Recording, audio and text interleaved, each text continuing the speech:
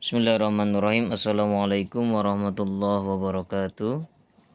Mari kita belajar lagi kitab Sirah Nabawiyah tentang tahun berduka. Kematian Abu Thalib. Sakit Abu Thalib semakin bertambah parah, tinggal menunggu saat-saat kematian, dan akhirnya dia meninggal pada bulan Rajab tahun ke-10 dari nubuwah, selang 6 bulan setelah keluar dari pemboikotan. Ada yang berpendapat dia meninggal dunia pada bulan Ramadan 3 bulan sebelum wafatnya Khadijah radhiyallahu anha.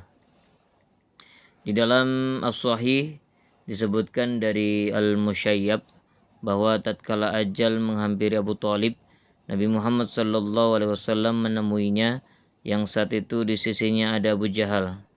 "Wahai paman, ucapkanlah la ilaha illallah, satu kalimat yang dapat engkau jadikan hujjah di sisi Allah," sabda beliau. Abu Jahal dan Abdullah bin Abu Umayyah menyela, "Wahai Abu Thalib, apakah engkau tidak menyukai agama Abdul Muthalib?" Keduanya tak pernah berhenti mengucapkan kata-kata ini hingga pernyataan terakhir yang diucapkan Abu Thalib tetap berada pada agama Abdul Muthalib. Beliau bersabda, "Aku benar-benar akan memohon ampunan bagimu, wahai paman, selagi aku tidak dilarang melakukannya."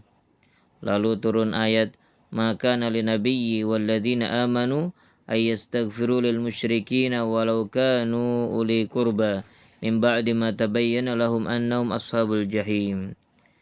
Tiadalah sepatutnya bagi nabi dan orang-orang yang beriman memintakan ampun kepada Allah bagi orang-orang musyrik, walaupun orang-orang musyrik itu adalah kaum kerabatnya, sesudah jelas bagi mereka bahwasanya orang-orang musyrik itu adalah penghuni neraka jahanam. At-Taubah ayat 13.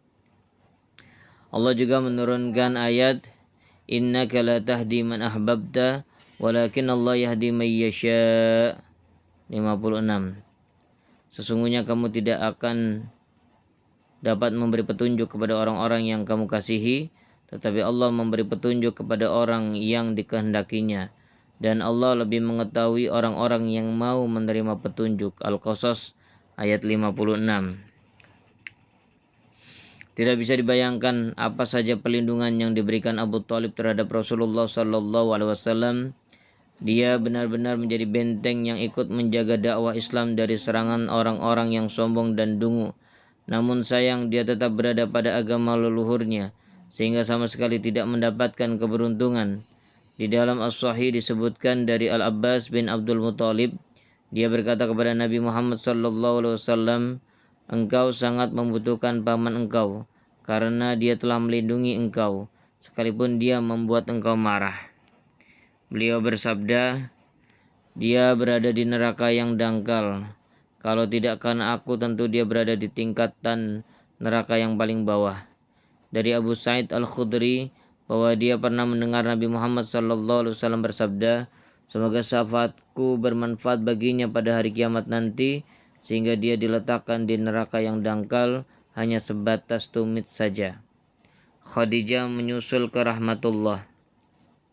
Kira-kira 2 atau 3 bulan setelah Abu Thalib meninggal dunia, Ummul Mukminin Khadijah Al-Kubra meninggal dunia pula, tepatnya pada bulan Ramadan pada tahun ke-10 dari nubuwah, pada usia 65 tahun, sementara usia beliau saat itu 50 tahun. Khadijah termasuk salah satu nikmat yang dianugerahkan Allah kepada Rasulullah SAW. Dia mendampingi selama 1/4 abad, menyayangi beliau di kala resah, melindungi beliau pada saat-saat kritis, menolong beliau dalam menyebarkan risalah, mendampingi beliau dalam menjalankan jihad yang berat, rela menyerahkan diri dan hartanya kepada beliau. Rasulullah SAW bersabda tentang dirinya, "Dia beriman kepadaku saat semua orang mengingkariku, membenarkan aku selagi semua orang mendustakan aku, menyerahkan hartanya kepadaku selagi semua orang tidak mau memberikannya. Allah menganugerahiku anak darinya selagi wanita selainnya tidak memberikan kepadaku." Di dalam Sahih Al-Bukhari dari Abu Hurairah radhiyallahu an, dia berkata, Jibril mendatangi Nabi Muhammad sallallahu alaihi wasallam seraya berkata, "Wahai Rasulullah, inilah Khadijah yang datang sambil membawa bejana yang di dalamnya ada lauk atau makanan atau minuman. Jika dia datang, sampaikan salam kepadanya dari Rabb-nya dan sampaikan kabar gembira kepadanya tentang sebuah rumah di surga yang di dalamnya tidak ada suara hiruk pikuk dan keletihan." Duka yang bertumpuk-tumpuk. Dua peristiwa ini terjadi dalam jangka waktu yang tidak terpaut lama, sehingga menorehkan perasaan duka dan lara di hati Rasulullah SAW.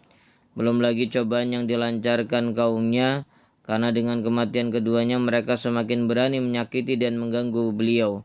Mendung menjadi bertumpuk-tumpuk sehingga beliau hampir putus asa menghadapi mereka.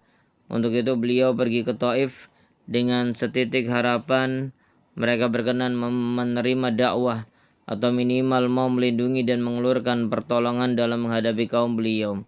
Sebab beliau tidak lagi melihat seseorang yang bisa memberi perlindungan dan pertolongan, tetapi mereka menyakiti beliau secara kejam, yang justru tidak pernah beliau alami sebelum itu dari kaumnya. Apa yang beliau alami di Mekah juga dialami para sahabatnya, hingga sahabat karib beliau Abu Bakar As-Siddiq berniat hijrah dari Mekah. Maka dia pergi hingga tiba di Barqil Ghamad. Tempat yang ditujunya adalah Habasyah.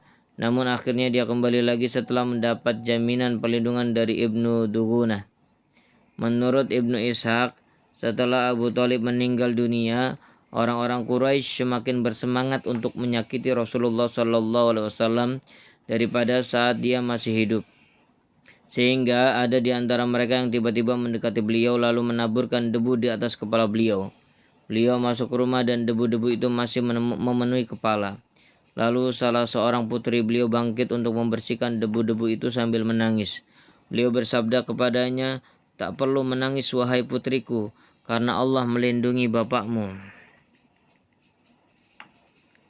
Pada saat-saat seperti itu beliau juga bersabda, "Aku tidak pernah menerima gangguan yang paling kubenci dari Quraisy hingga Abu Thalib meninggal dunia."